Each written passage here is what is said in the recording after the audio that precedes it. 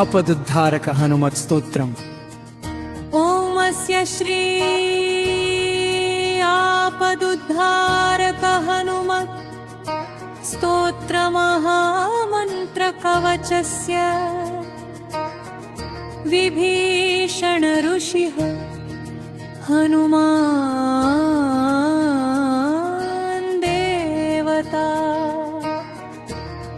सर्वापदुद्धारक श्री हनुमत् प्रसादेन मम सर्वापन्निवृत्त्यर्थे सर्वकार्यानुकूल्य सिद्ध्यर्थे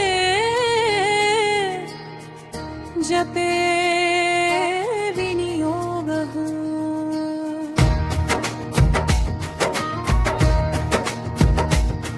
जनम्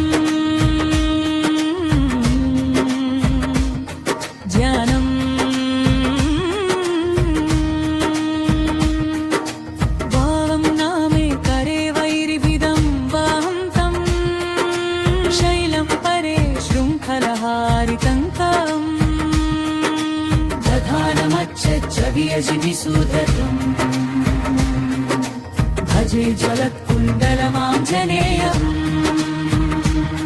संवीतकौपीनमुदञ्चिताङ्गुलिम् समुज्ज्वलन्मौञ्जिमधोपवीतिनम् सकुण्डलं लम्बिशिखासमावृतम् तमाञ्जनेयं शरणं प्रपद्ये। हारिणे श्री हनुमते अकस्मादागतोत्पातनाशनाय नमो नमः। सीतावियुक्त श्रीराम शोक दुःख भयापः तापत्रितय संहारि आञ्जनेय नमोऽस्तुते। आधिव्याधि महामारी ग्रह पीडापहारिणे प्राणापहर्त्रे दैत्यानां राम प्राणात्मने नमः। चेतसा शरणागतमर्त्यानां शरण्याय नमोऽस्तुते। वज्रदेहाय कालाग्निरुद्राय रेमिततेजसे ब्रह्मास्त्रस्तम्भनायास्मै नमः श्रीरुद्रमूर्तये। रामेष्टं करुणापूर्णं हनमुक्तं भयापहं शत्रुनाशकरं भीमं सर्वाभीष्टप्रदयातम्। शत्रु संकटे जले स्थले तव वेणुकाशे वाहनेषु चतुष्पथे। गजसिंह महाव्याघ्र चोर भीषणा कानने ये स्मरन्ति हनुमन्तं तेषां नास्ति विपत्क्वचित्। सर्ववानरमुख्यानं प्राणभूतात्मने नमः। शरण्याय वरेण्याय वायुपुत्राय ते नमः।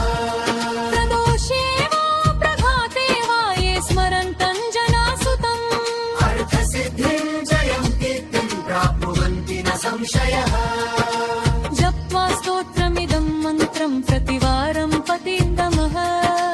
राजस्थाने सभास्थाने प्राप्ते वादे लभेज्जयम्। विभीषण कृतं स्तोत्रं यः पठेत्प्रयतो नरः सर्वापद्भ्यो विमुच्येतनात्र कार्याविचारणा। मन्त्रः मर्कटेश महोत्साह सर्वशोक निवारक शत्रून् संहर मां रक्ष श्रियं दापय भोहरे।